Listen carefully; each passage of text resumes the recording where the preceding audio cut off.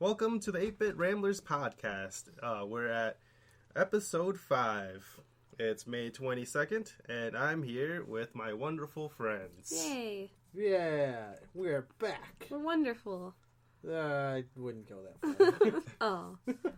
Alright, so tonight for you, this is our rundown of what we're going to talk about tonight. First, we're going to go ahead and talk about the games we've been playing recently, and then we're going to go ahead and move on to our quick time question event.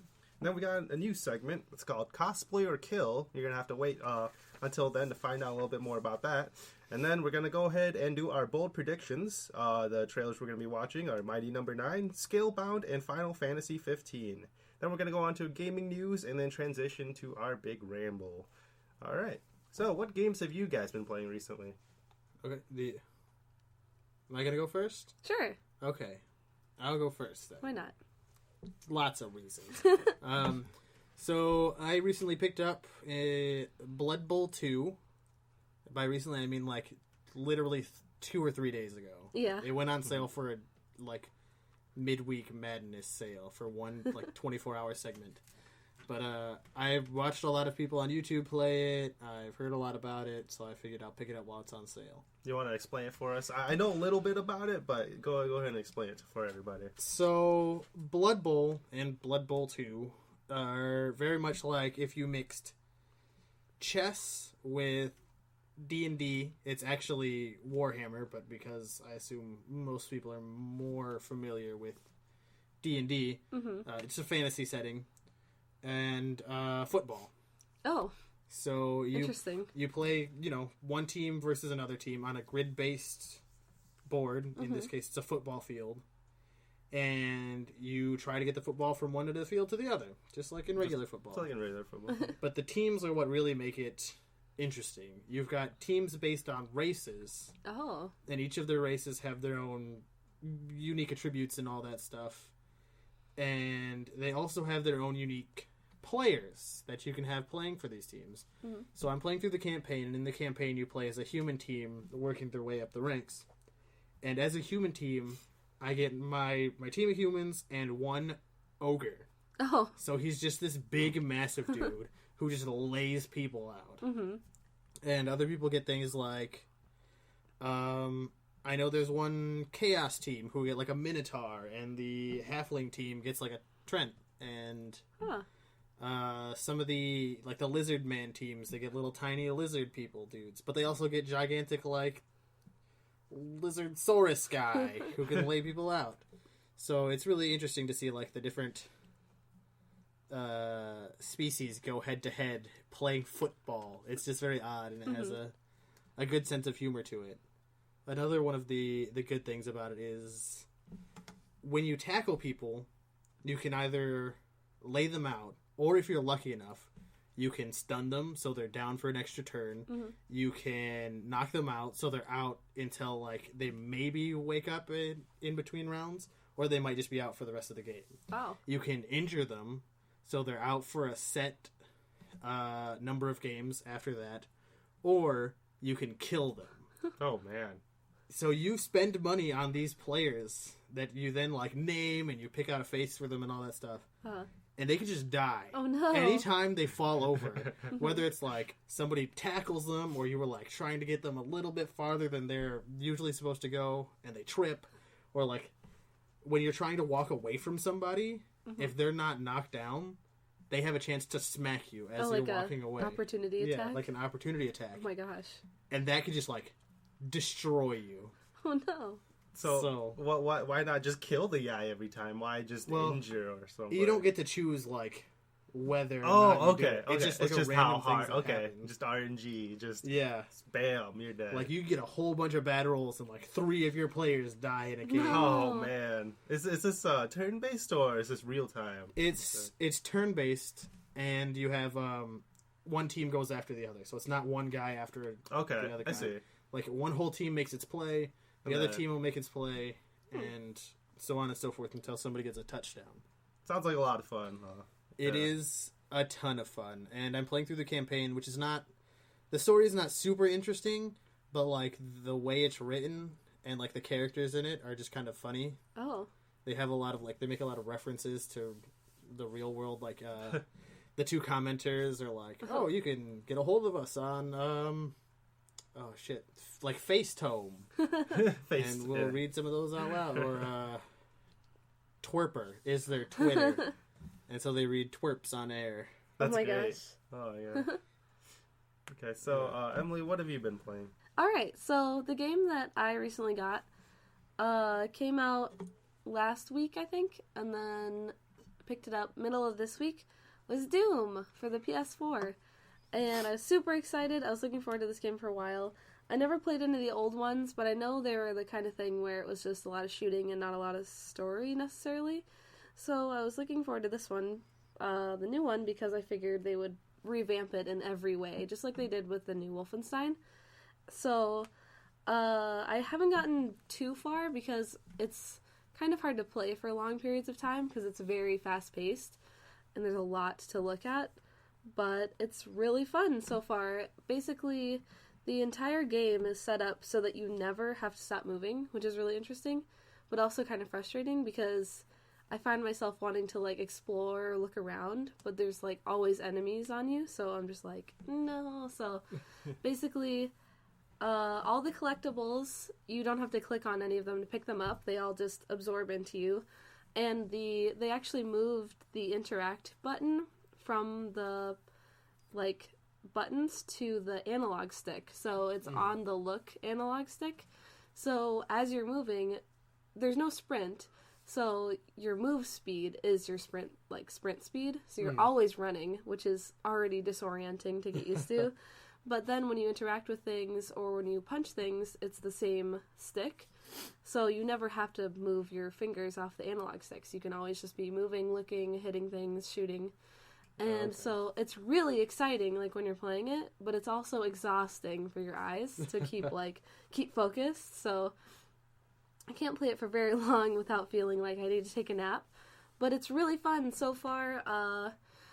Your character that you play as, you don't know anything really about him except that he might have been an action figure summoned from hell. I'm not sure, because when you start the game, you come out of this crypt that's exactly shaped to your body, and then you go into a room and you find another one that has your armor in it. And I was like, oh, it's like a Barbie. Like, your body comes in this one, your outfit comes in this one.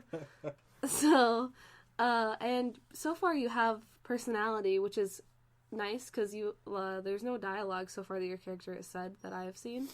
But he has personality where he, like, punches things or looks around, like, the certain cutscenes where he'll look at things and, like, sort of give you a sense of how he feels about how wrong the situation is. And I appreciate that, how subtle it is. So it's really nice so far. Very gory, very exciting. So I really like it. So far, I only have 3 of the guns, the tiny pistol, the shotgun, and the assault rifle, but they're really fun. They're really nice feeling guns. So, yeah. Have you messed with the map making at all yet? No, I've only played the campaign. The map making, I did get a chance to mess around with this a little bit at a friend's house. We played the campaign and we just decided to turn it up all the way to, like, Nightmare or whatever one it is. Yeah. And we didn't get too far, but we messed around with the map making a little bit first, and it's super complex. Is it? Like, it's crazy how complex that is. Yeah. Because you can program the enemies to do different things, and so you have to put in, like, strings to connect, like, information nodes to other things and Whoa. packets of other stuff so that they'll do the commands and do all this crazy nonsense. And we didn't figure any of it out because we were just there to have a have a good Just mess around. Yeah. fight. Yeah. Which seems strange that Doom would implement such, like, a complex map-making system, because I don't feel like many of the hardcore people who are into Doom would really get into something like that. Right. Maybe it's like an opportunity, like, in case you wanted to know, like, what goes into it. Yeah. You can see how complicated it is. And it's funny because the tools they give you, I'm sure, are very streamlined. So, like, it gives you a taste of what it would be like, but still, it's, like, dumbed down, that's for sure. We did run into a bug during the map making where we would put down enemies, and then when we would go to play the level, like half our enemies just wouldn't be there. Oh, weird. We did use up like 100% of the limit of enemies you could put in. Yeah. But still, like half of them weren't there, Yeah. which was a big problem. So a complaint that I heard was that there is that map making aspect of it, but I'm pretty sure I'm gonna say I'm like 60% sure that there's no modding tools, direct modding tools for people to mod Doom and share it online with other people, and that was a big community complaint since like some person even made a like farming game in Doom where you go around and you like water your plants. Oh my gosh. And they're saying like, oh man, just imagine the things you could do with modding tools. Yeah. Wow.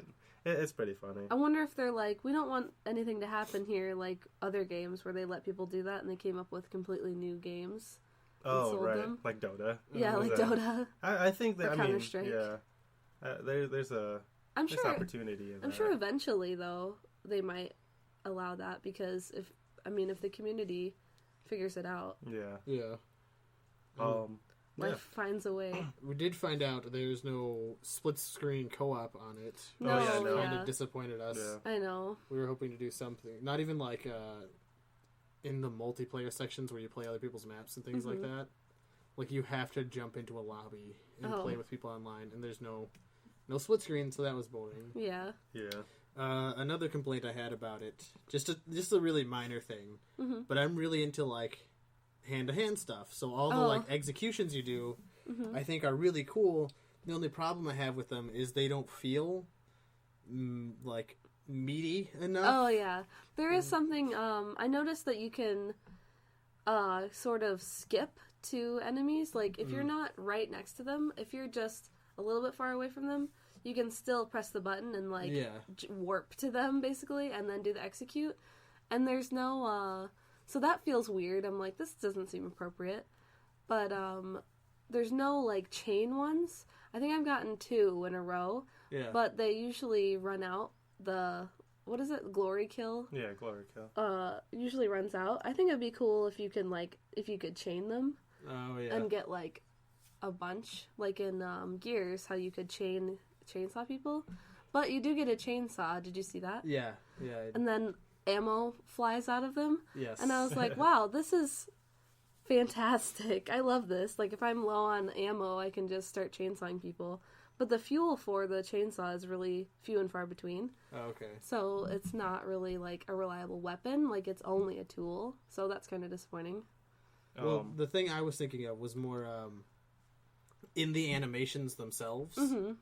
Like it seems like your fists and kicks and things like that kind of just tear through enemies like they were paper. Yeah. Yeah. When really I wanted it to really like when you punch rough. somebody's head, I wanted to like feel I it. think part of the problem is that the animations I play are super fast. Yeah. So that you can definitely like go part from of that. one thing for another. I think if they slow down, and I think part of it's also the sound design. Like when you hit them, it's kind of it sounds kind of light.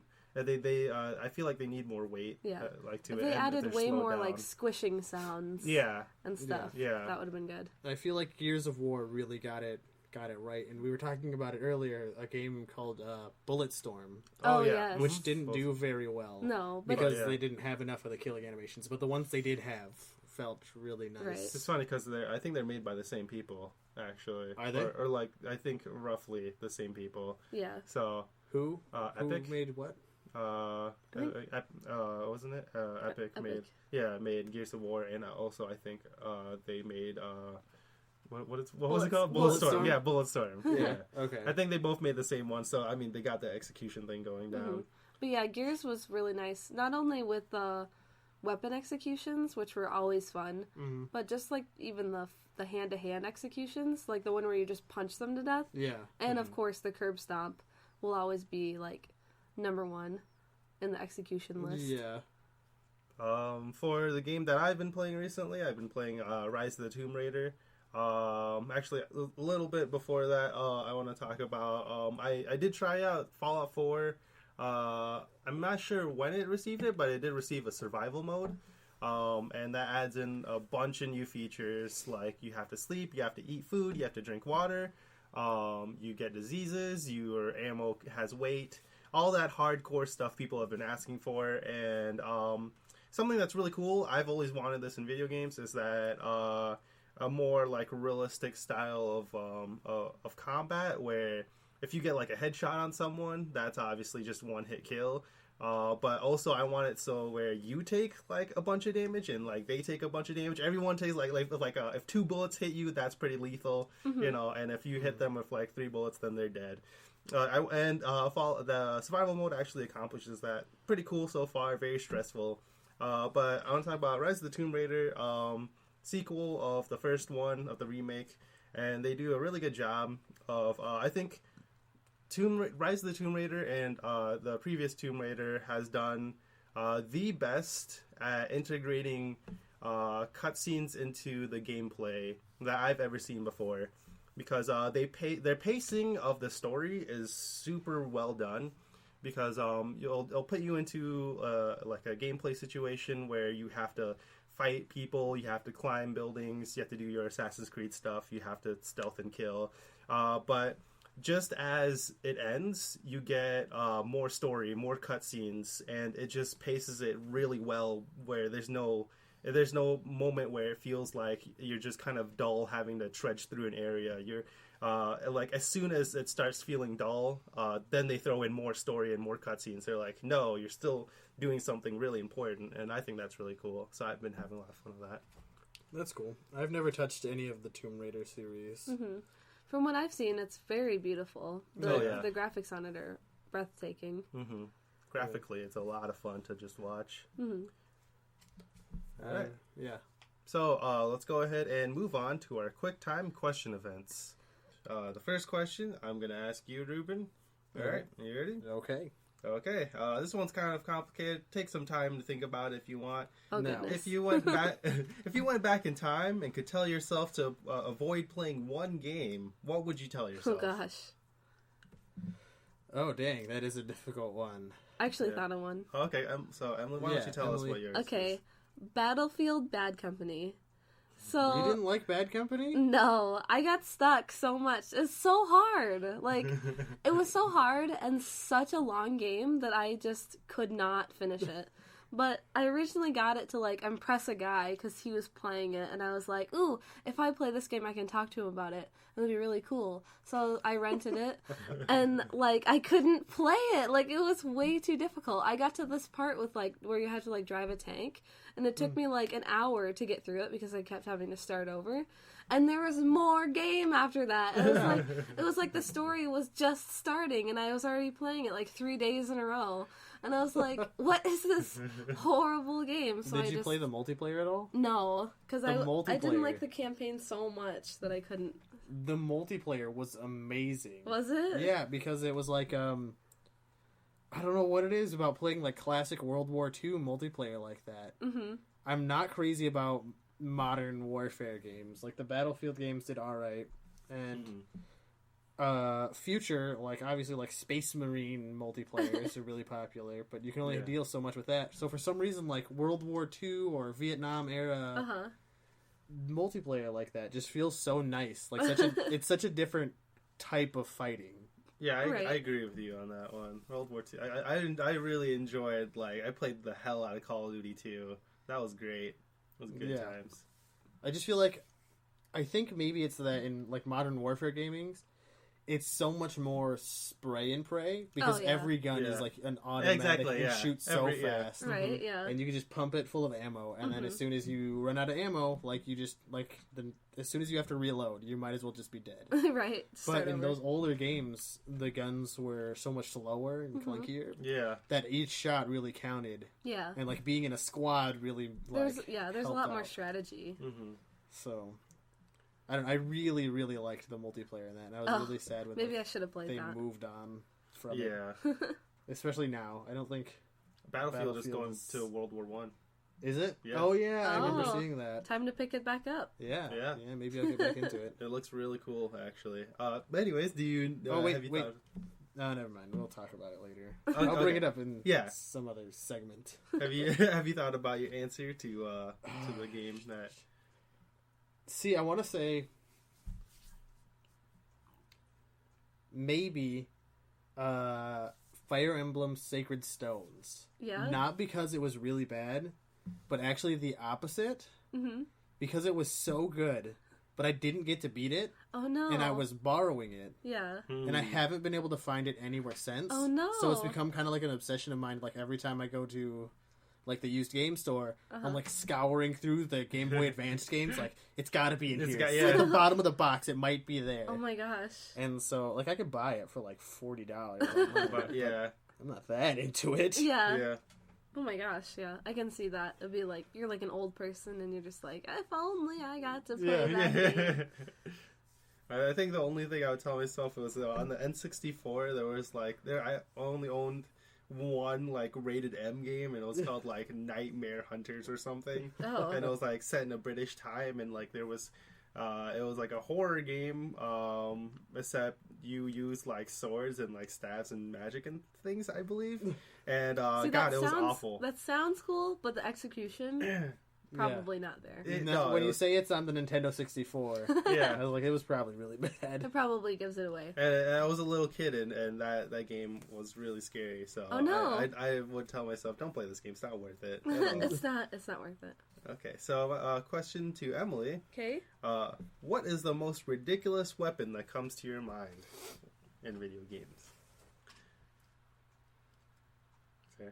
Any chainsaw? Any chainsaw? Yeah. Good point, actually. I think it's funny because it's one of those things that in real life we're already kind of afraid of because it's a ridiculous piece of technology that we've invented. But because of video games, we've gotten to see firsthand like what it might do to a person. So it's just like the fact that it actually exists and you could like buy one from a hardware store like makes it even scarier than like any made up weapon. That's what I think.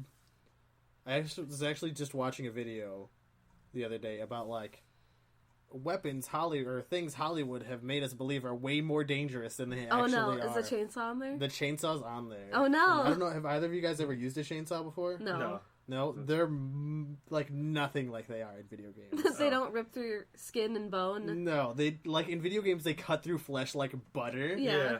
In real life, they're so much bigger and heavier than they look in video games. Because, of course, in video games, you're like that big, jacked dude. Right. Yeah. And you can just swing it around. But in real life, you're like, ugh, this thing is super heavy and awkward. Yeah. And, like, I saw in that video, they were using it on, like... Have you ever watched Mythbusters? Yeah, They right. have that, The like, gel ballistic stuff. gel? Yeah. Mm-hmm. They were using it on that stuff. And it was not doing what it was supposed to do at Did it, like, all. cut into it at all? It cut into it, but it was just, like in video games, it looks like it'll just like slice you in two in Yeah. a second. Yeah. Like in that game, it was just like tearing up like the top layer. Oh, yeah. Obviously, it's gonna do some damage, but Right. like it ended up jamming before it even like. Oh, got like the through. chain part? Yeah. You know, that makes a lot of sense because not only do we have a lot of skin, but we have like a lot of connective like sinew and stuff Yeah. that would probably just wreck it. Yeah. So it ended up not doing as much damage as most things would have us believe. They also showed some clips of like microwaves exploding in old movies. Oh, yeah. From things like people putting forks in them and stuff Oh, like yeah. that, and there's just Yeah. like huge fiery infernos. Oh my gosh. And if you've ever misused a microwave, you know it just kind of sparks and smokes, and Yeah. then the Right. microwave It just doesn't fizzles. work Yeah, then it anymore. dies. Yeah. Right. But yeah. So, what's your question? Quick time question for Or you. no, Was it? he didn't say what a weapon is ridiculous. Oh, is there Oh. any weapon that's ridiculous that comes to your mind? I want to say any kind of like oversized mallet Oh, yeah. Yeah. in anything. Like in the Deadpool game, you get one, and it's just super crazy and ridiculous, and I love them all the time. Oh, if I could change my answer, I would say like Tira from Soul Calibur. Oh, the Her ring hula blade? hoop? Yeah, Ring the blade? hula, yeah. Because it's like Yeah. a hula hoop, which, I mean, I already can't hula hoop. But, like, the fact that it's just one big blade and she, like, can wield it so masterfully, it's ridiculous. Oh, yeah. That's a Because good how do you answer. not cut yourself? That's a real thing. Is it? Yeah, it's some sort of real martial art. It's like a chakra ring or something like that. Oh, God. That, See, like, now people I want to take- see that. Take years to master those things. Yeah. She's like, 16 or something in that game? Right. But no, there's like, I've seen videos of people messing around with them. That's insane. I didn't. I don't even think they look realize. like a very effective like No. fighting No, utensil. yeah. Yeah. But maybe it's something just like a a show thing. I think if I was in like a battle and then I saw someone with that, I'd be like, I'm gonna not mess with him. Yeah. Even just holding it and then like hitting people with it, I feel like just that's like swinging around. Yeah. right. Like not even doing all the hula hoop kind of stuff. All right, so Ruben, what's your quick time question event for me? Okay, for you? Yep. Okay, in the event of an alien-human war, which space marine would you want fighting by your side? Oh. The first one that came to my mind, definitely Master Chief. Okay. First one that popped in my mind. So, but I mean, that's a pretty good answer, right? Counterpoint, though, everyone around Master Chief dies. In almost every single game. Oh, that's everyone true. around Master Chief always ends up just I don't being think he can protect you. I think he could win, but I don't think he would save you. What's the question? If in the event of an alien-human war, which space marine would you want fighting by your side? Oh. But would you want to be at the side of, like, Master Chief? I mean, the thing is, I know he would win the war. Yeah. But I would probably die. I'm okay with that, you know, because I'm just a normal dude. I'm probably gonna die anyway, no matter who I wears ask. a helmet. So no main character has ever worn one of those dorky space marine helmets. Yes, right? exactly. They always go without. Mm-hmm. I don't know what I want to like know the definition of a space marine, because I can only think of like two. But I would say just somebody in any video game who's ever fought in in space. Not even in space, just against like an alien race. Because I feel like I would count. Okay, so that has to be against aliens. If that wasn't my first choice, I'm thinking Commander Shepard is actually a probably better choice. Well, see, that's what I was thinking. That would be a good one. Yeah. I would be friends with them, and I probably maybe wouldn't die, but I think it would be a better experience. You have like at least a 50-50 chance of surviving with exactly. Shepard. See, I would rather be with Garrus from Mass Effect, because not only was he super badass, but he was super nice, and I feel like he'd make sure that I would live also. Get on Team Shepard and then work with Garrus, and then you're good. You're good. I want to be best buds with Garrus because he has a cat mouth, and he's great. Okay, so I'm gonna ask you two one more question, and then you're gonna go ahead and give me the last one. Okay, so gotcha. Ruben. Replace the main character of Skyrim, the one that you just get, with the first character that pops in your mind. No. How would Skyrim be different? Well, the first character that popped into my mind was Link for some reason. Okay, no, that's not too different. And then I would say, that's not any different at all. Okay, so what was the first one that popped in your mind? Do you have to guess? Is it Mario? Is it Super Mario related? Princess Peach. That would be I don't know very different game. Yeah, it would be quite different game. I think as soon as a dragon came, it would capture her. Yeah. And then she would be like, someone save me. And then it would be done. No one's going to save her. Unless the dragon ended up landing next to like a troll or a giant or whatever. Oh, yeah. Then maybe it could fight it, but Mario's not going to save you, Peach. I'm sorry. I mean, Peach has saved herself once or twice. There was that game like Super Princess Peach. Yeah. I didn't play it, but I assume she saved herself in that one. That would be a very boring game if you just like sat around in Bowser's castle waiting for Mario to save you. Yeah. She does have like, because in Paper Mario she had some like stealth skills. So maybe she's got her umbrella fighting style from Smash Bros. Exactly, yeah. And she can pull the turnips from the ground. Yeah. Right. Yeah, so she'd be really good at gathering and sneaking in Skyrim. Maybe she wouldn't be that bad. She could be in the Dark Brotherhood. That'd be cool. Yeah. I want to see Peach in the Dark Brotherhood. Yeah. Okay. And then my question to you, Emily. Okay. Okay. Think of a character, any character that pops in your mind. Okay. And then you have them fight a Deathclaw. So. Okay. So would they have the weapon that they have in their game, or would it just be them? Yeah. Okay. Because I thought of Chell from Portal. Okay. And if she had a portal gun, I think she would be okay. Because she could probably just probably could the just Deathclaw just put it in like that sky or fall something. from the moon or something. Yeah. I don't know. It would have to be the moon.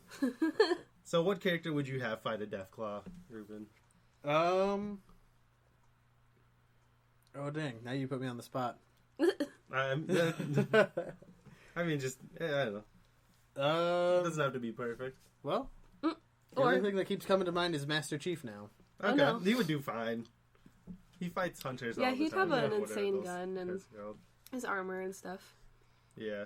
Yeah. So yeah, that would be a pretty cool fight, but I think he would just win pretty easily. All right, so Okay. what's your question? So my question to you is, if you could only pick one video game difficulty for the rest of time, what would it be?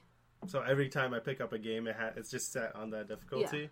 I'd pick hard, not like very the hard, hardest, not like but... the hardest, because then I would just get frustrated. But I wouldn't want like normal all the time if I had to replay it. So like on my first run throughs, I really enjoy just normal, just playing the game how it was meant to be. But then on replays, I definitely just like upping the difficulty for the extra challenge. So if I had to go with one, I think I would just say hard. Okay. What about you? I'd probably say normal. I do the same thing when I first play through a game, especially one where I want to know the story more than I care about the game itself. Oh yeah.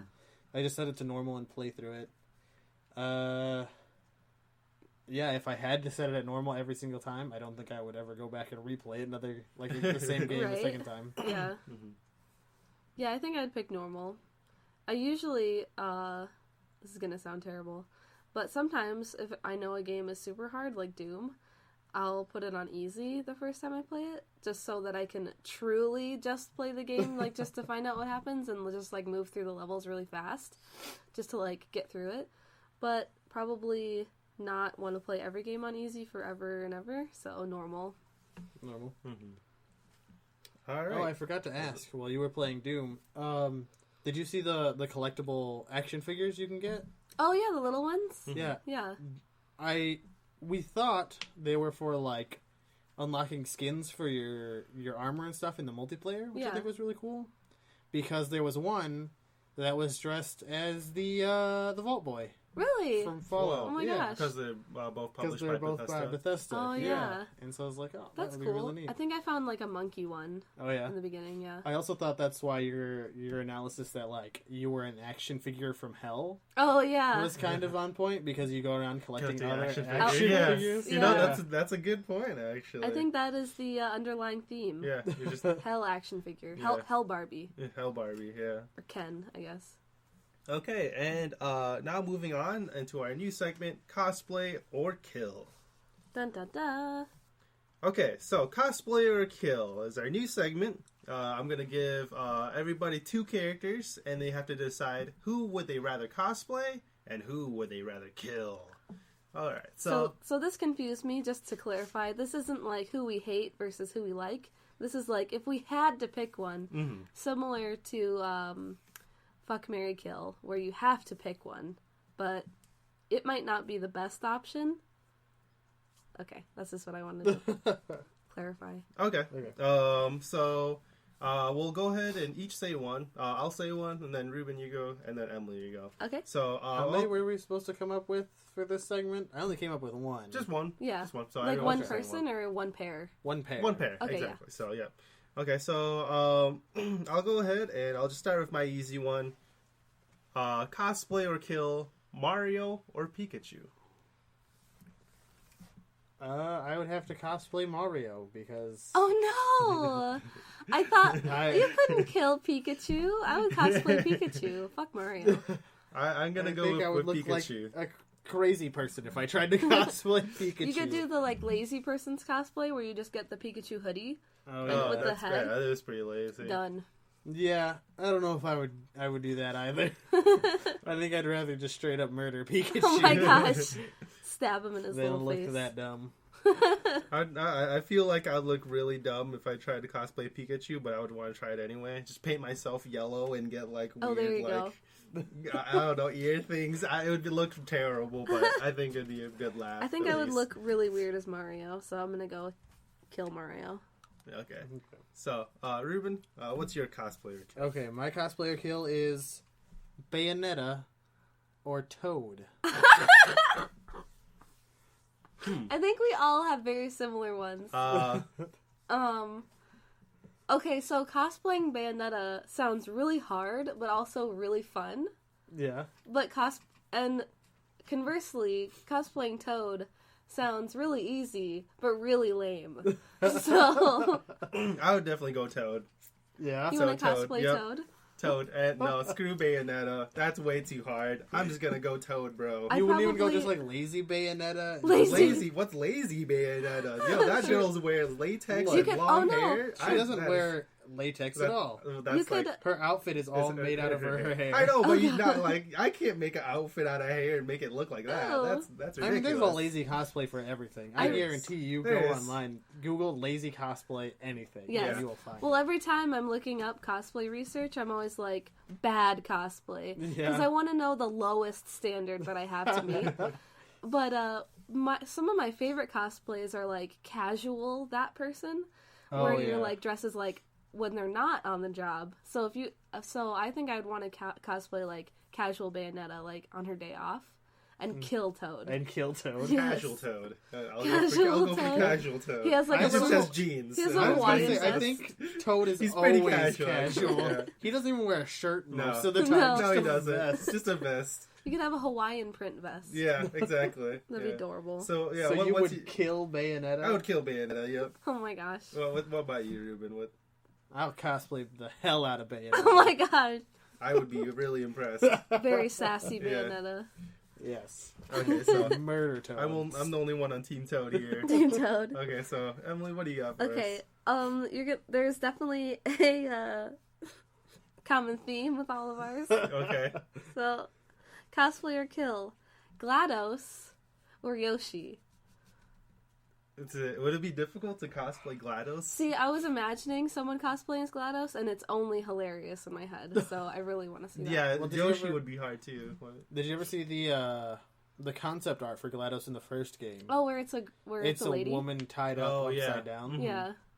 Do you think Yeah. somebody would be able to pull that off? I or don't do you know. think I it don't would know. be too strange? Again, casual GLaDOS. Casual. What does that What is- mean? Where Would you it's be able just to- the head and then Potato like GLaDOS. No, like- potato like a GLaDOS. dress. yeah. Potato GLaDOS. You could Oh, just yes. add potato. Casual. Yeah, that's the Definitely. casual. Yeah. or you could just like and then kill Yoshi. I think I would don't know. cosplay Yoshi.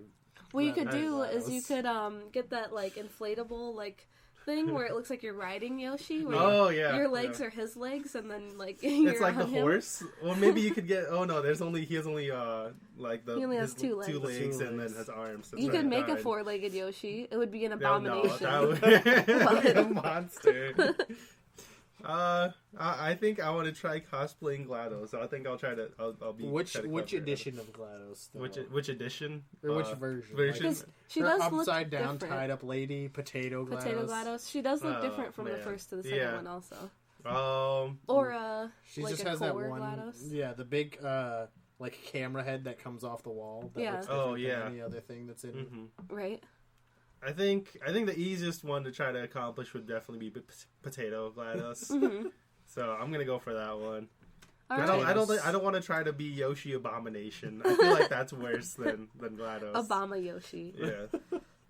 Okay, yeah, I would cosplay GLaDOS somehow. I think I would try to do like her actual like from the second one, like where she's like covered in wires and stuff, Oh yeah. and just make it look messy as if like I got pulled off the ceiling or something, and then kill Yoshi. I'm gonna look For up Yoshi. like GLaDOS. I want to Cosplay? see that Yeah. now. Yeah, Yeah, that'd be really interesting. Maybe in between things, we'll Google it. we'll have like a slideshow as the video. Okay. Do you guys want one more? I have one more. Sure, here. yeah. Okay. I actually put down Bayonetta as well, but Oh. When we were coming up so with we won't. these, Yeah. we asked Jan, Oh, yeah. what do we do if we come up with the same character? And Jan said, "Oh, I don't think that'll That wouldn't really. happen. Yeah, I don't think that would happen." Now it's look okay. at you. Happened. I have more. It so totally I was happened. prepared. This is the thing. Okay, so this is let's go ahead and say would you either cosplay or kill Gordon Freeman or Pyramid Head? Okay, so this is actually really hard for me because I feel like cosplaying Pyramid Head would be awesome and fun and great and wonderful, but I love Gordon Freeman more than any other video game character ever, and I could never kill him. And I actually have been working on a Gordon Freeman cosplay for like a little bit now, so Are you gonna have the goatee and everything? I was thinking like wouldn't it be hilarious if I like drew on a goatee? But then would that be creepy? Would people think that I'm stupid? I don't know.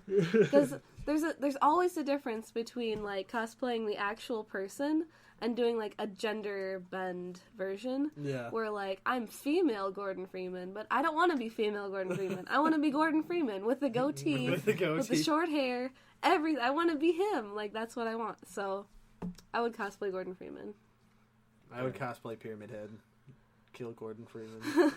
I think Pyramid Head is just too fun. So yeah, if I hadn't already been working on a Gordon Freeman cosplay, I would cosplay Pyramid Head. It helps that I don't have any emotional ties to Gordon Freeman.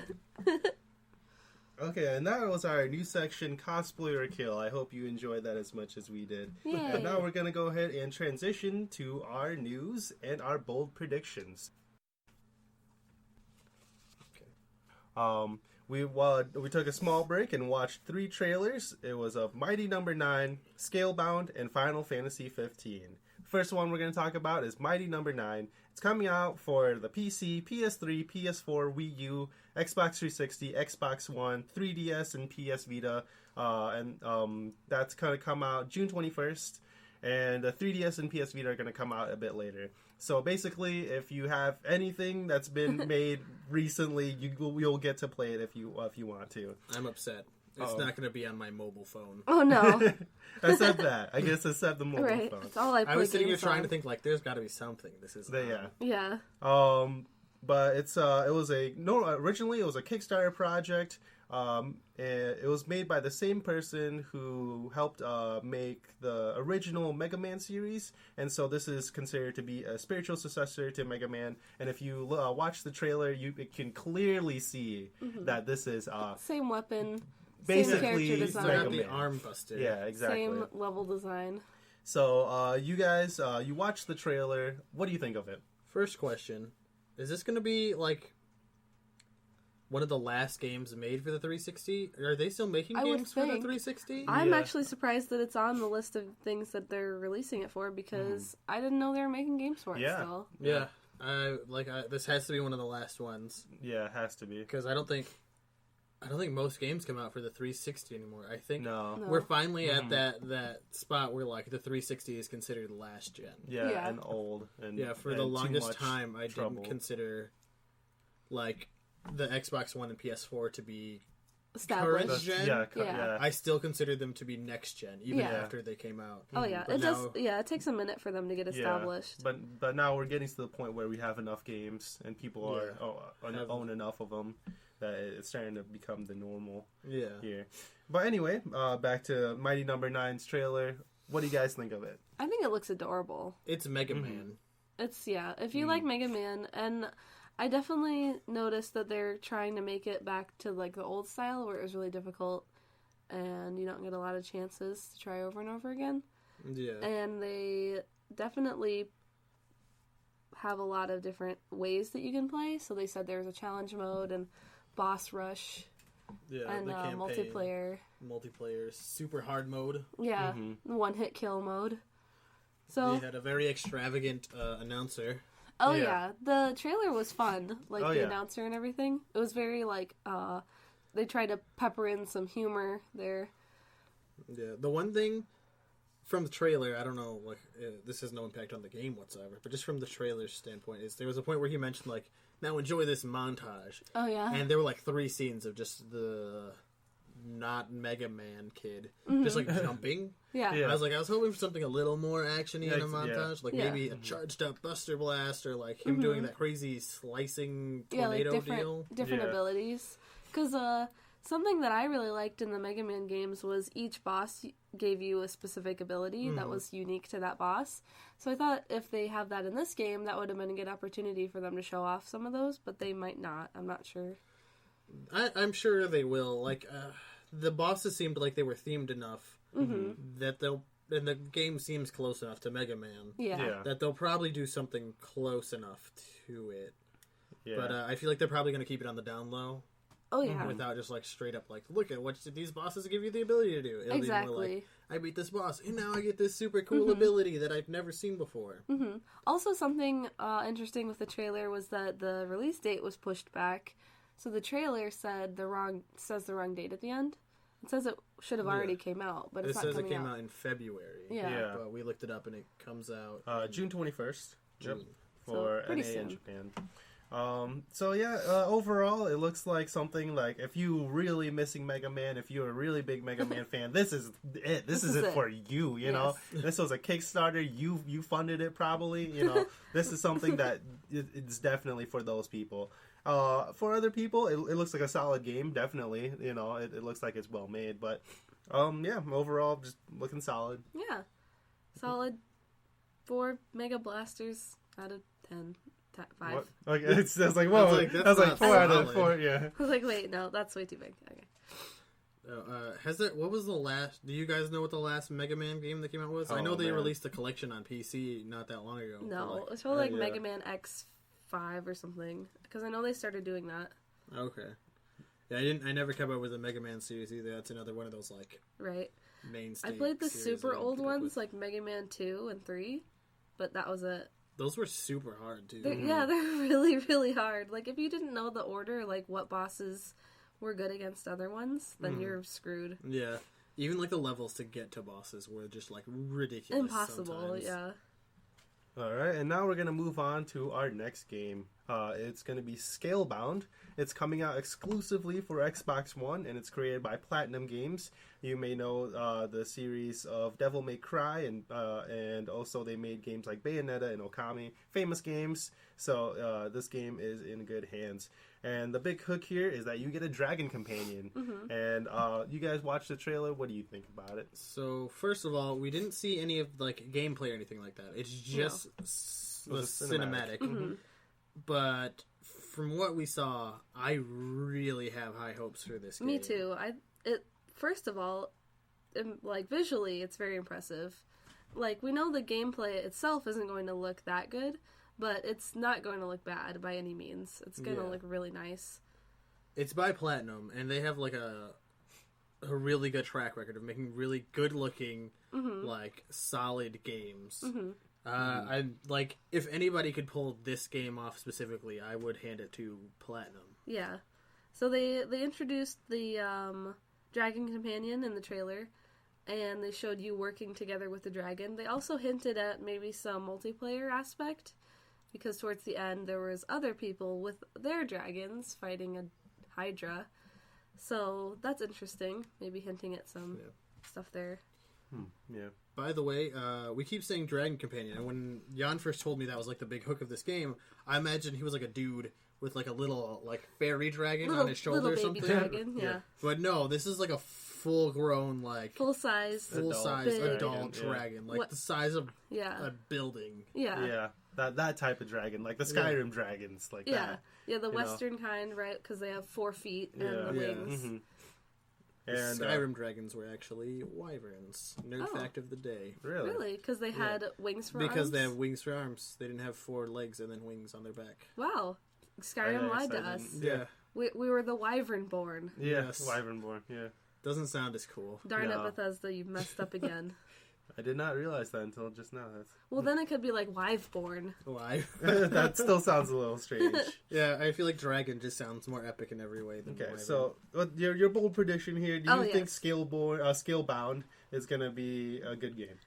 I feel like it's another reason to get Xbox One. Yeah, it's looks so good that if it gets good enough reviews, it might actually be a reason for me to pick up an Xbox One. Yeah. Yeah. Especially since I know so many people who have PS4s that like No one has an Xbox One. yeah, nobody has that an we know. Xbox One, so Maybe we could get a collective one and then just play all these games on it. Yeah, that'd be good. if we can get a graphics card for one of our TVs, we can start playing console games on the show. And then you'll get to see us play Scalebound.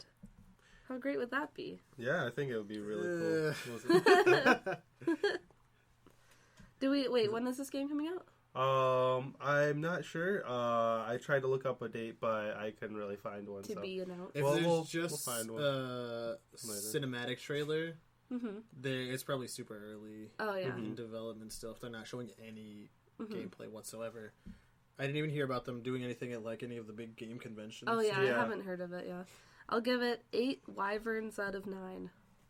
But then they're dragons, so. But which then- isn't- We'll see. Yeah, this game is Dragons. yeah, this game is specifically dragons.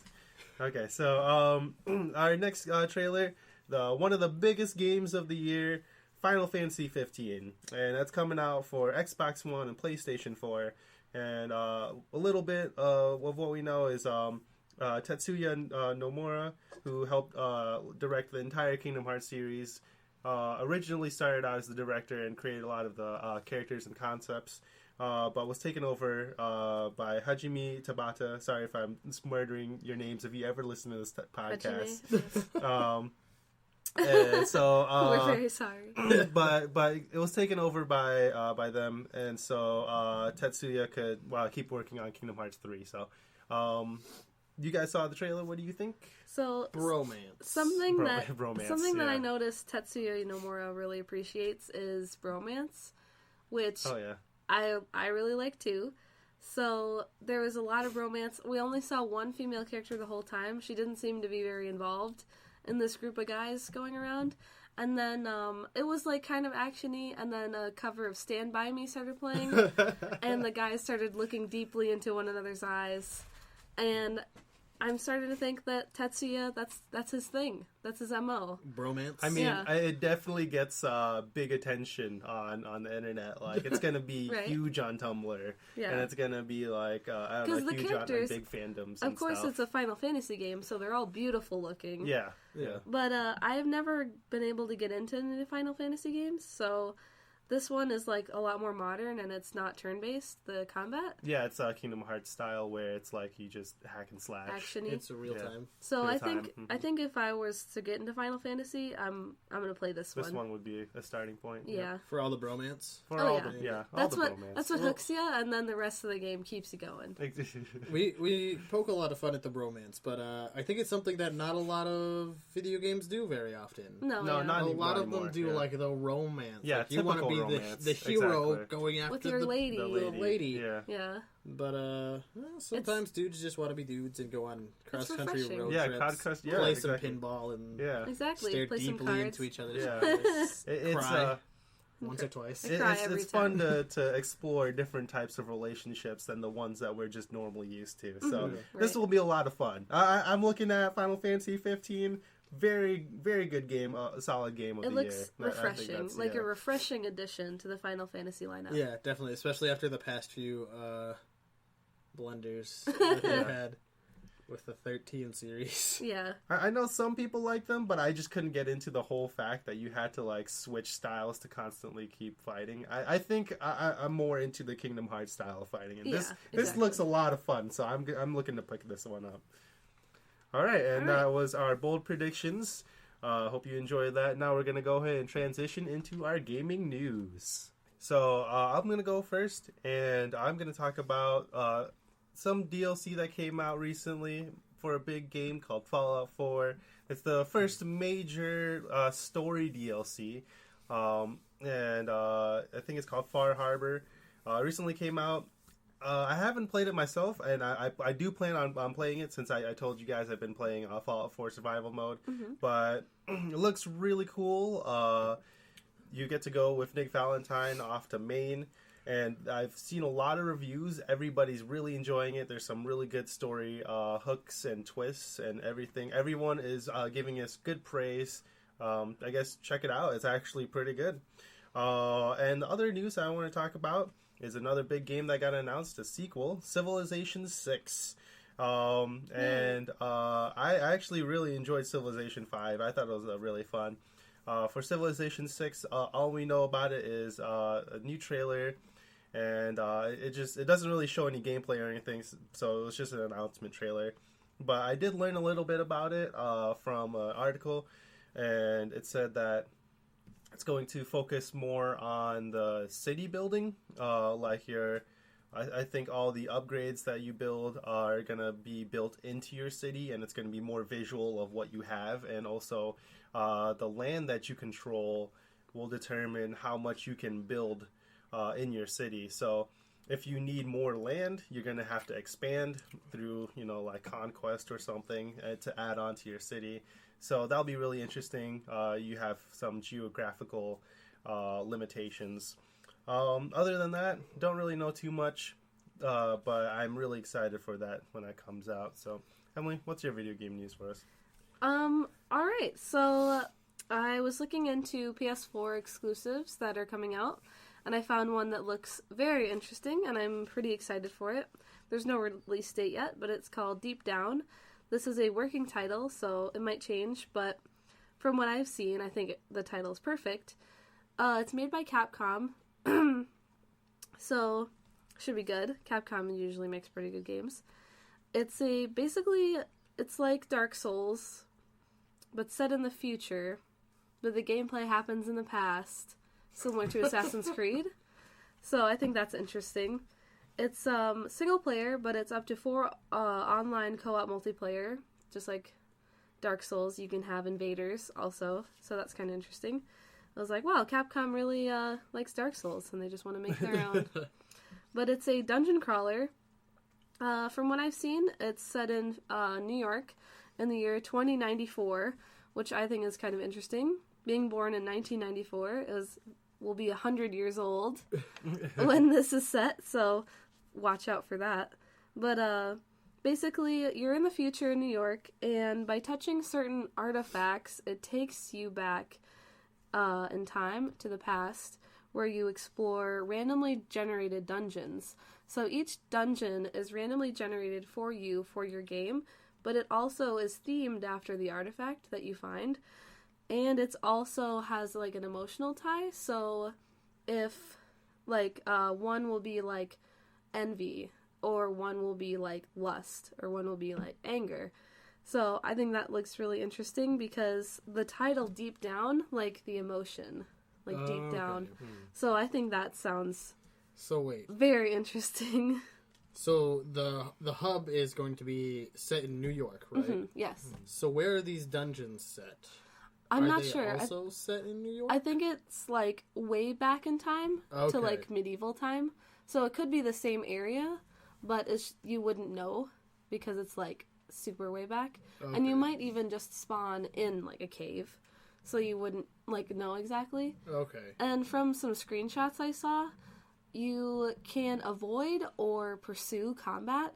So there's like a big boss room with a dragon, and you could either sneak by or fight it. So I think that's kind of interesting. Okay. So yeah. All right. So Drew? My turn. So some big news. The new Pokemon trailer, Pokemon Sun and Moon, which I showed these guys. They hadn't seen it yet. If you haven't seen it yet, go check it out. There's not a ton of information yet on a lot of the stuff we'd like to know, but there's a few tidbits that people have noticed. Like, for one thing, in the character customization, there's a new skin tone.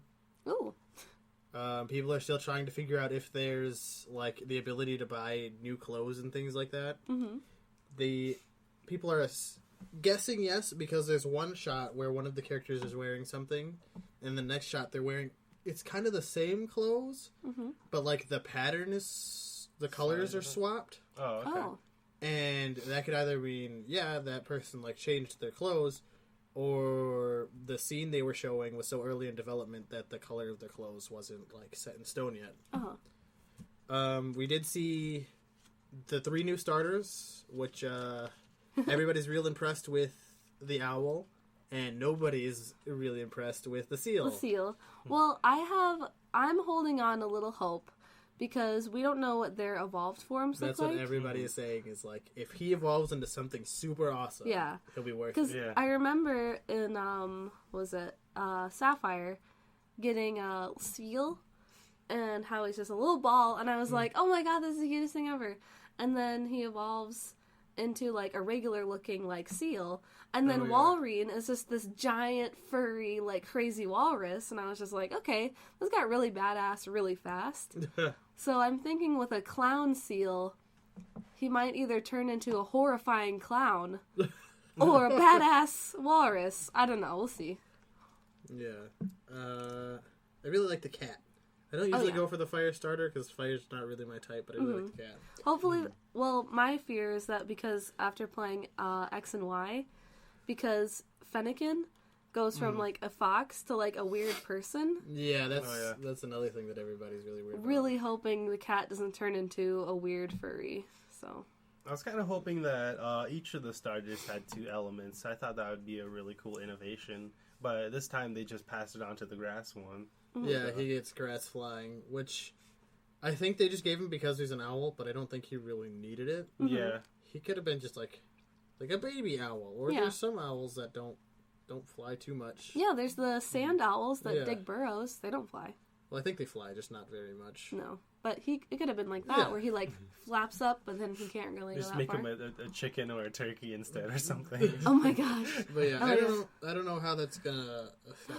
He could have been an ostrich. They could have been an ostrich. Oh, they already have Doduo though. Oh yeah, well yeah. There's other owl Pokemon though. Yeah. There's like 2 other owl Pokemon. Yeah, Hoot that's true. Hoot and Yeah. Noctowl. Yeah. And then So I think I think they're running out of animals, to be honest. Well, I think they definitely have run out. I think they have some time ago Yeah. actually. When they became there's like a barnacle Pokemon. a in X and barnacle. Y. Well, then when they came out with Yeah. like the trash Pokemon, And then the key ring Pokemon. the ice cream Pokemon. I like the key ring Pokemon. he made sense. He made some Ice cream, not so much. No.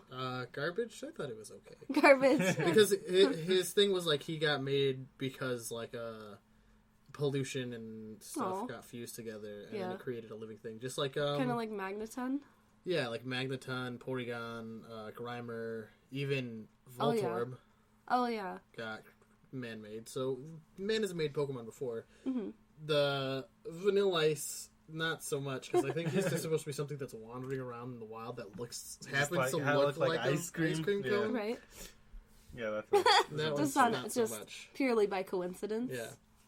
We also got to see the 2 new legendary Pokemon, Yes. which each of you guys had very different reactions to. Well, I saw the sun one, and I was like, oh, that's just like what was it, Entei? He just looks like kind of, Oh, him, yeah. but like white.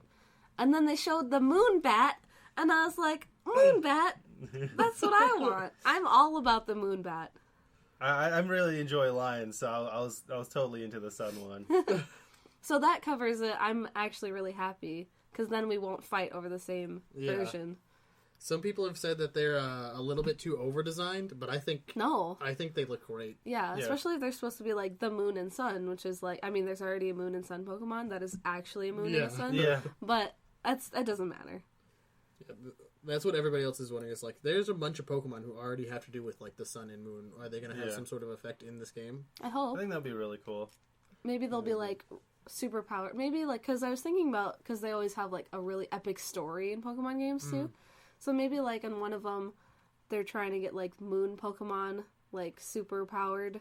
Oh, And then yeah. like, so the moon guy, and then like, there's one of the like Volbeat is like a moon one, isn't it? It's Oh, like the moon yeah. and sun, Volbeat and Illumise. Oh, right? yeah. I think they have something to do with it. I know they have something to do with the moon. Yeah. I don't know about the sun. So, and then like, yeah. Oh, something I saw. So people are really excited about the new one because they're thinking there's going to be a new evolution. And I saw Oh. someone wanted a fighting Eevee and call it Beefeon.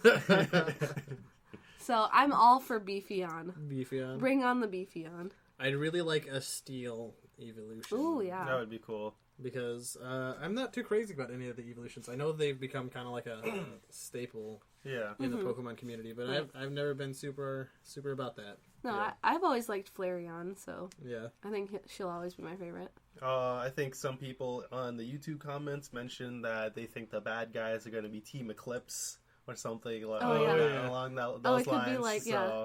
Well, I it guess might that's- be something dumb like Lunar and Solar or something like. Oh yeah. could be. But Yeah. Eclipse would be great. Yeah, Eclipse. Because so, there's they're thinking either a Eclipse. solar or lunar eclipse where one right, is dominating the other. So So, it would yeah. be appropriate for either side. Yeah, I just thought that was interesting. Probably not true. Maybe, who knows? We'll we'll see. see. We got to We'll see what see. the story is because like some of the Pokemon stories are so crazy. Like they've Yeah. Pokemon like this Pokemon is the god of all creation. Yeah. I didn't play any of those, but they sound just way out there. The one I did play was like, oh, this Pokemon can destroy a lot of stuff, and this Pokemon can bring a lot of stuff back to life. Like, And then, like, I don't know, because, like, Pokemon death has always been something that they kind of, like, hinted at could happen. yeah, But, like, in X and Y, it got really intense with, like, Pokemon dying and everything, and it was Mm-hmm. really sad. And I was just like, this is so sad. If I played this when I was little, I would never play another Pokemon game, because I would just have been depressed. Well, I mean, they did deal with Pokemon dying in the first games. Yeah, with Lavender Town. Lavender Town, and you have to go through, and then they, like, specifically mention that Marowak dies. Yeah. And it was, like, the mom of Cubone and stuff. But that's only, like, one town. It's not, like, the whole story. Yeah. The final thing I think we have to talk about is that the new region is based off of Hawaii. Ah, yes. Which is pretty exciting. Yeah, actually. it looks really good. I'm wondering if there's going to be a large amount of water Pokemon in the new lineup. Or, I kind of called it Volcano Fire Pokemon. Oh, yeah. With Pokemon Go, everyone who lives in Hawaii is now going to be like, where's my moon bat? So... You mean Zubat? Is that... The problem is, if you live in Hawaii, you can go for the fire Pokemon in the volcano, Mm-hmm. but everybody can just get the water Pokemon down at the beaches. That's so true. you're Yeah. like all that Oh, work. that's true. Yeah, and then you Those- just get destroyed Yeah. by everybody Like, look, else. I got this cool water Pokemon. You know, like Magikarp knows nothing. Magikarp knows Yeah. nothing.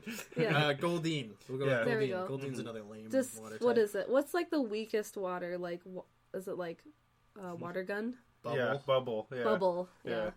Just Bubble just destroys your, like, super high-level Slugma. Yeah. You're just like, oh, darn. This Starmie, I peeled off this rock and beat your super Magmar. Starmie? Oh my god, I'm so excited for Pokemon Go.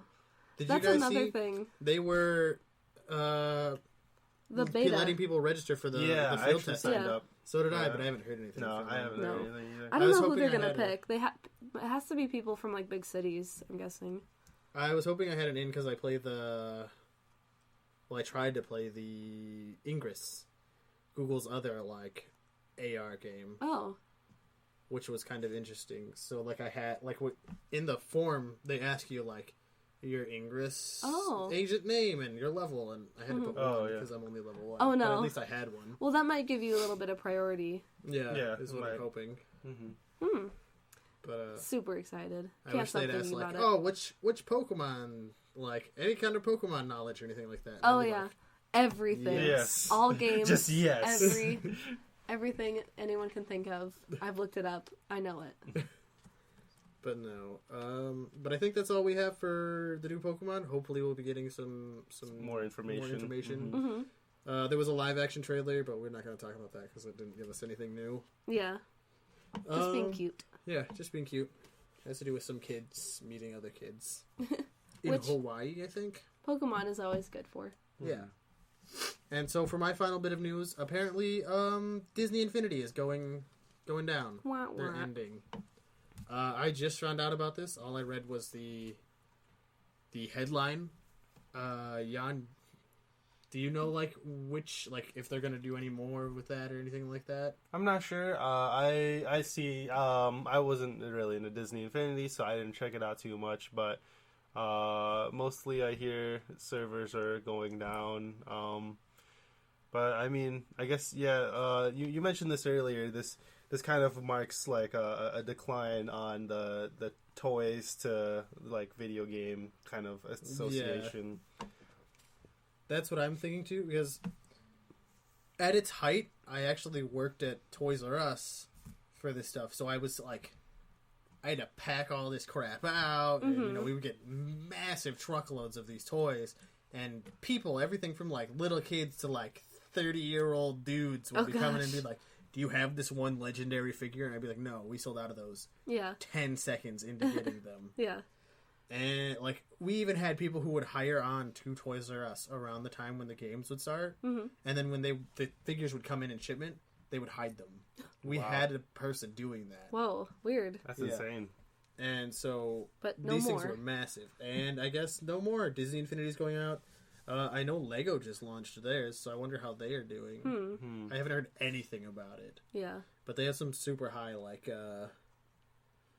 licensing stuff. They have Back to the Future, Portal, Oh, Wow, yeah. Simpsons, stuff like that. So they must have put some real money into it or talked to their partners real hard about it. Mm-hmm. So hopefully that's not going to crash and burn since it's starting to go really, really downward. Right. I'm wondering how Skylanders is doing as well. Skylanders is obviously the most established of all these, and I think they're not doing as well either. I don't work at Toys R Us anymore, but I know a few people who do, and they say it's not as crazy as it used to be. Yeah. For those. So, what's your opinion on these? Because like, I've never played it, but for the most part, it almost seems just like a cash grab for the companies. Like they just add these characters in that people are like familiar with and they really enjoy. And then they have them like able to play with them in like a video game setting. Are the games actually good games, or is it just a way for like people to kind of get this rarity item and stuff? I've heard with Skylanders that some people really love the game, and I've heard other people describe Skylanders as just being kind of like all the old Spiral games, but like Spiral Light. Oh, weird. Okay. So it's kind of similar, just a little bit off. And I think it's definitely like a lot of people really enjoy having all the different characters to play and level up and do all this stuff with. As far as the Disney one goes, that one actually always looked a little bit more interesting to me, because not only because you play as characters that you know and already enjoy, and they looked like they were stylized pretty well, so they looked really nice. Yeah. But you would also get like building pieces. So in your hub world, you could build your own like massive levels, and I've seen some people's, and they get really like complex and crazy. So you could play in preset like levels and unlock more stuff, or you could get those building blocks and just like build crazy things, give your dude crazy power ups, and just like mess around. I can see the attraction in that. People are getting really into building things. I mean, Minecraft is the success of Minecraft shows how much people enjoy building things. Plus, you could play as like Star Wars guys, fighting Marvel and then guys. Marvel guys. Right. Disney owns everything. Disney owns ESPN. If you didn't know that, you could play as like sports guys. Well, I don't know. Not anymore. Not, yeah. Nope. Not anymore. Yeah. It's the end of an era. Of an era, at least at Disney. And I don't know anything about the Lego one. All I know is they have some really high licensing stuff. Maybe now that the Disney one is gone, people will be like, I still want this kind of thing. So the Lego one coming in is like really good timing. Yeah. Because then there'll be like a whole new set of things they can get. Well, I know Lego. See, I would have thought the same thing about Disney. Is that like Disney has such a big like fan base already that people would jump onto this. But I think Lego even more so, because people who play with Legos are generally, I want to say like nerdier people. People who are more likely to probably go on to play video games or are already playing video games. And so most of the people I know who are our age collecting Legos also play video games. So I imagine the crossover would be because very Disney fans aren't necessarily like into video games. Yeah. I don't know too many like super big Disney fans that are really into video games as well. Yeah, right. I think it's attracting.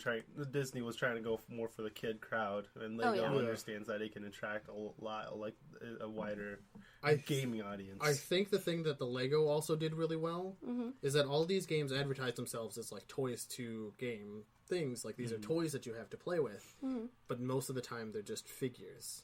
The Legos, they actually come with a tiny Lego set that you can like build a little piece. They come with a minifigure that you can play with. So not only can you put it on the game, you can also add it, like actually play with it with your Lego set, which I thought was really cool. That is cool.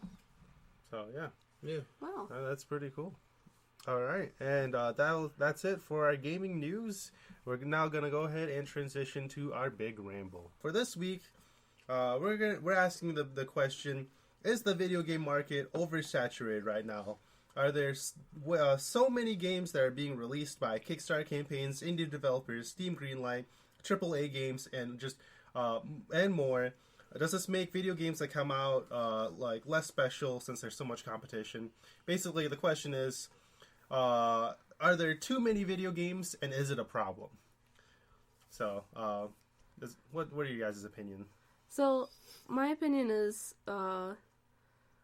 there may be a lot of games, but I don't think it's a problem. And, honestly, the more competition, the better. That's what I feel like. Because it makes it so that if a crappy game comes out, it's not like the one game you're waiting for, and it's like the only one coming out for a while, and you're like, I have to play this game, and then you play it and you're disappointed. It's just like, you can rent it, be like, and then give it back and get a new one. Similar to just recently, we rented Battleborn, and when this game was hyped along with Overwatch as being like a new sort of multiplayer game that was going to be super fun and not necessarily unique, the style of it, but just new and refreshing, and I wasn't too impressed with it. The like UI and the HUD is kind of hard to read, but that's how like I feel like Borderlands was similar to that, where the words are just really small and it's kind of hard to sink into and like feel immersed in. So Battleborn was a little disappointing, but then I just played something else, gave instead. it back and got Doom, and now I'm loving Doom. So I think it's great that we have so many options. I actually did want to ask you guys more about Battleborn, but I guess we'll do that either off the podcast or something. But yeah, I feel the same way. I don't think there are too many games coming out. Mm-hmm. There are a lot of games coming out, and that raises some like different questions in my mind. I don't think it's a problem. Mm-hmm. I think it's just very different from when we were younger, and it was like you only had like a few games to choose from. Maybe like one or two consoles. Yeah. We didn't have like this gigantic library like I have now. Like when I was a little kid and I saw my Steam library, I would lose my mind. No, right? yeah, like definitely. what? Yeah. Something that ends up happening that I've noticed as an issue is a lot of people that I talk to, what they end up doing is they'll buy like a Steam sale will come on and they'll buy like a boatload of games, and then like a year will go by and be like, I haven't really played any of them, you know, like I haven't really gotten around to playing them. And I think that is definitely a symptom of the saturation level, because we see a game, we think that looks fun, I can imagine myself having fun with that, we buy it, and it just sits in our library and we don't end up playing it. That's actually what I was going to say, is that I have a couple games right now that are great games, but I just haven't really touched yet, and it's kind of just because like there's just other games I can play. Like for example, I have The Witcher 3 sitting in my library. I had Rise of the Tomb Raider, which I just picked up, and then I had XCOM. All three are great games, but there's just other games I could play. One of the points I wanted to say was that you brought it up when we were younger. There was, in a year, we knew what the big games were. There's like 3 big games that are coming out for the console, or like 5 or something, and we knew what they were. We waited for them when they came out. We're like, yay! Is this actually good? Yes! And then it's like, yes, we're gonna play this for the rest of the year because there's nothing else. You really, which is it's kind of bad, but at the same time, it kind of makes it more special, because if in like our right now our modern age is when a game comes out, you play it, it's a good game, but then you can kind of forget about it in a month because another game will take over your mind for you, and I think it's a different, because it loses a lot of like its specialness. It's like longevity in comparison to like the old games, where if you got if you got like Ocarina of Time, you're like, yes, I'm gonna play this for like the whole year, and it's a specialty. You build a connection to it because you play it so much. And also with Halo, because like people played Halo for like years, because there's no like there was no other game as great of a first-person shooter, and it really built a special connection to it. But now there's so many that when they come out, when games come out, I feel like they're less, I don't know, special. I actually have some interest. Yeah, I have an opinion. So, 2. The first one is something that I noticed too with games like older games like Ocarina of Time. They're very long. There's a lot of like parts to it because you didn't have other games that you're going to be playing. But games now, they definitely make the campaigns shorter. Like there's no like games that you get where you just are playing it for hours and hours and hours, unless it's a game like Fallout. But even Fallout, I feel like there was not Fallout 4. There's not that much content within the game, Yeah, and I they're feel like relying on degraded. DLC, which is more bite-sized sort of gameplay. And another thing is that another bad symptom of the saturation is that people are getting really jaded with games. Mm-hmm. So like Fallout 4, it was a good game. Compared to older games, it's a very solid solid game. game. Yeah. But because we're so jaded, we're so spoiled for choice. Yeah. We always have a new game that we can play. We always have a game that we're like, oh, I've been meaning to play that you have laying around. That's really good. When you play a game like this that just doesn't meet your expectations, you're like, yeah, it sucked, and then you just forget about it. Yeah. And it's we don't appreciate games that much anymore. But it also helps when they're really, really good indie games coming out. Because then we get to see, one guy in a basement making a game can make a more gripping game. Undertale can make, a more, memorable, emotional, sort of gripping game than a AAA developer like Bethesda. And it kind of sparks that competition, like we said. I was gonna say, yeah, the choices that we have now, is that really such a bad thing when we say this game was solid, it just didn't quite meet our expectations? Doesn't that mean it should lift up game producers and things like that to make the best game they could possibly make? If That's it's the hope. even not good by 1 degree, it's just gonna get scrapped. So they want to make sure it's 100% there. Right. Yeah. I think that's what pushed Ubisoft to stop pumping out Assassin's Creed games. Yeah. Because it's just they got such a bad reputation because it's we have other games we can play. We don't need to be playing these crappy Assassin's Creed games over and over and over.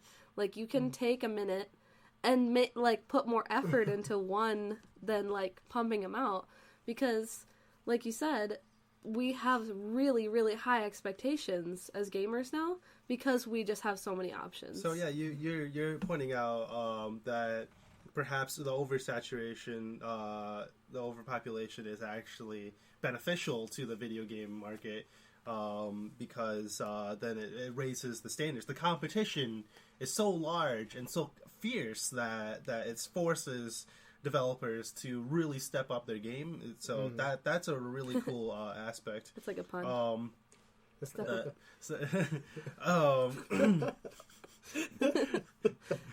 the uncomfortable laughter. It feeds me. I think that's a good example of one beating out the competition would be The Witcher, which I personally haven't played yet, and I'm really looking forward to. But I know the developers poured their heart and soul into that game, and they did so more than I think they obviously did more than other developers around that time, and that's why they won Game of the Year and everything. Just because average people could recognize how much work that they put into it.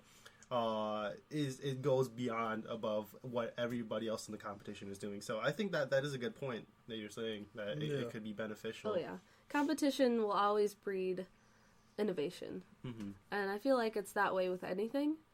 So it makes me happy and excited that there are so many different ways that people can get games out, because then people getting recognized for making really good games, brand new ideas for games are coming out, new mechanics and everything, and it's just a really exciting time. Something that I'm kind of curious about is that you see online a lot of cult classic games kind of being brought back up. Everyone loves to bring back up Zelda memes and just art and and there's a couple other games that what's a couple old school games that people really enjoy just bringing up and trying to get emotion out of people.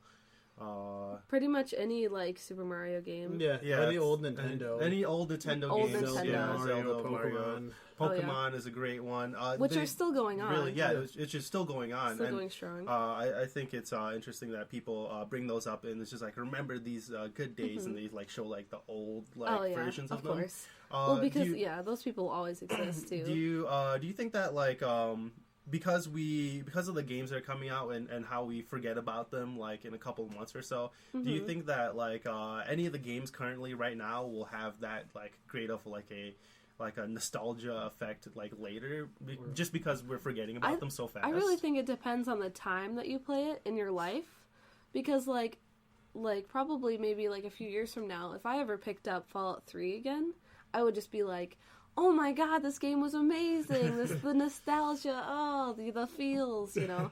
But it's like that's not a very old game. But I feel like it's just like if you give it enough time, or if you played it at the right time in your life and then you play it later, it doesn't matter what game it is. Like you'll always have nostalgia.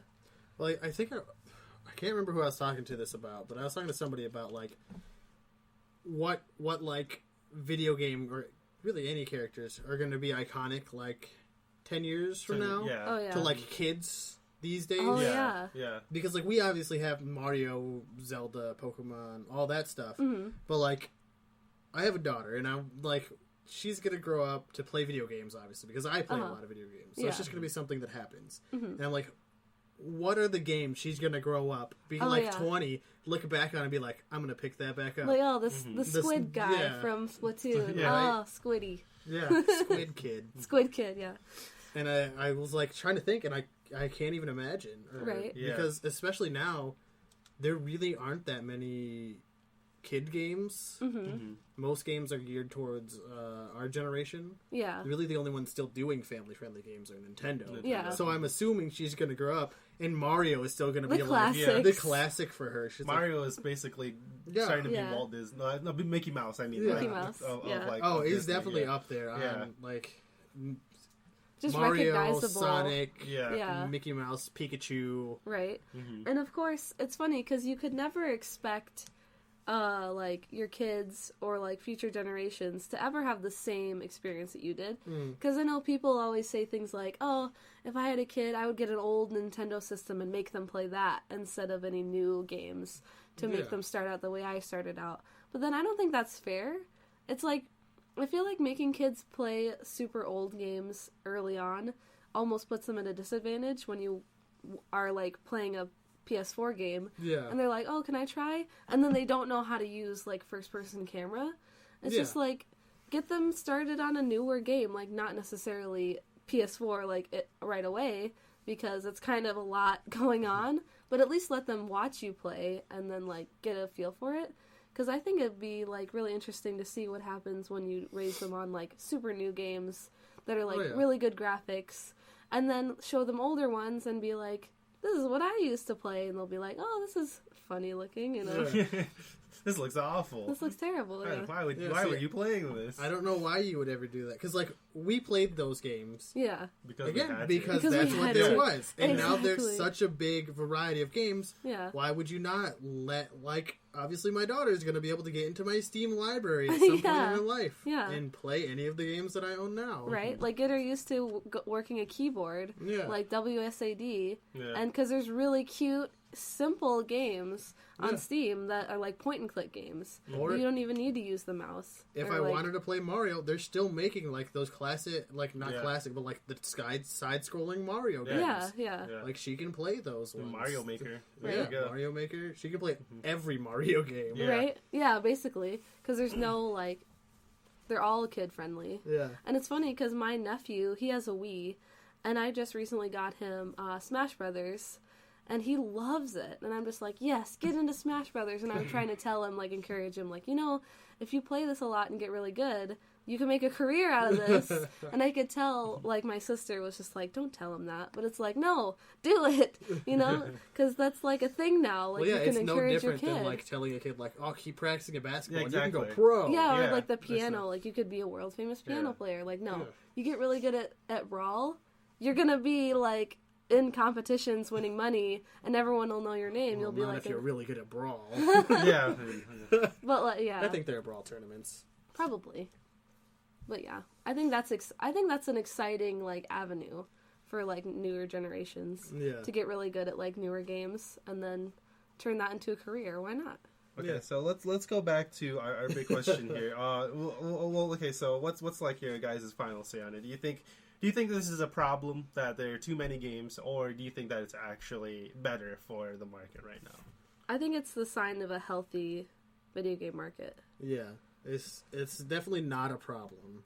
Mm-hmm. It's just different than what we grew up with. Like, video games have obviously come a long way to the point where we can have all these crazy AAAs on top of all these indies on top of, like, Minesweeper, whatever. Right. Whatever Yeah. you want to play. Yeah, Solitaire. Who cares? I think you're right, because it's starting to match those of other media ones, just like how there's so many books out there, and how there's so many Movies. TV shows and movies and like songs and stuff.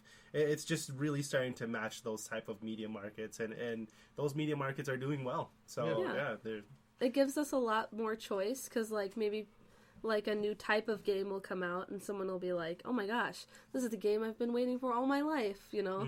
And then that's great, because, like, puzzle games have started to, like, get really big, but not necessarily, like, boring type puzzle games, like Portal, you know? Yeah. Like, that's a Yeah. puzzle game with, like, a twist, and that's, like, a really interesting genre that popped up that, you know, I'm really into, and I'm just Yeah. like, oh, cool, I want to see more games like this, and there will be. Yeah. And it's Something, exciting. Something I noticed was about the gamer community is that even though there's a bunch of indie games that are coming out, for some reason people are really good at picking out the games that are actually really good and sharing it. Oh yeah. Though you know, if there's ever a diamond in the rough, people find it and people share the hell out of Like, it yeah, play until it this, actually gets up there. Just like Stardew Valley and Undertale and how they got popular. Yeah. You know, Because I think part of that is, like, the internet is becoming so widely available for people now. It's not something like just upper class people can have a computer in their house, Yeah. you know?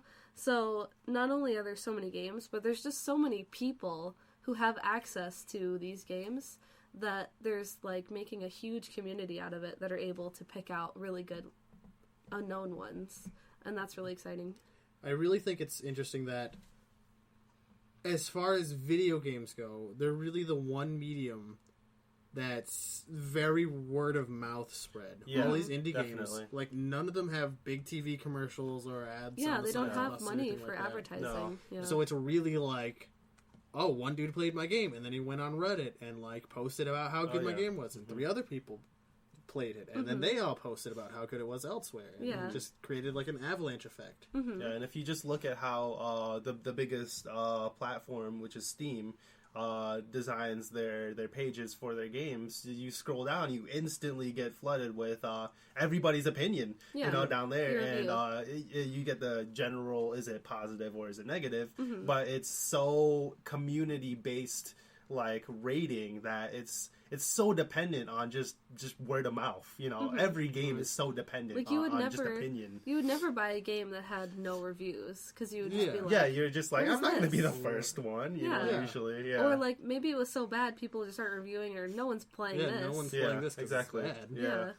So that's really interesting. It's a lot like the restaurant industry, actually. That's it's Word of funny. mouth. Just Yeah. word of Yeah. mouth. So, Because I yeah. feel like even if you've never like ate at a place, but you hear someone say like, "Oh yeah, I got really sick there once," or like, "The service is terrible," you're never going there. Yeah, You're exactly. never going to eat there. Like, not even, like, consciously. It'll just never be an option in your mind. Mm. And the same thing with games, where if you're just like, oh, yeah, I played it, but it was kind of a waste of money. You just be Yeah. like, thanks, okay. Yeah.